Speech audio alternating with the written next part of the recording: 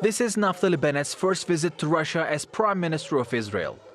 This week, the two countries celebrated the 30th anniversary of official diplomatic relations, but ties go back much further.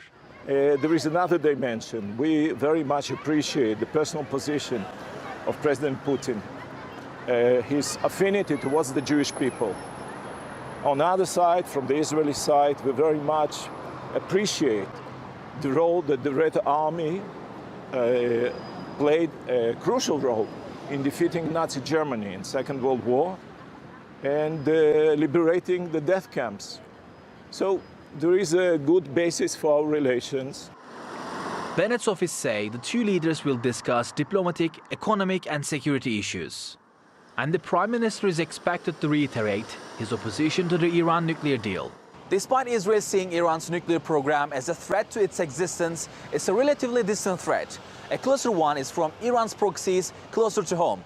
Israel has long been concerned about the Iranian presence in Syria, and hundreds of attacks on Iran-backed groups have been attributed to Tel Aviv. Iran has its own proxies inside Syria, and some of them are located close to the occupied Golan Heights, in which Israel annexed from Syria 40 years ago. Israel views Iran's entrenchment near its northern front as a red line. And since the civil war began in Syria in 2011, Israel and Russia have implemented a military deconfliction mechanism that lowers possible tensions between Russia and Israel.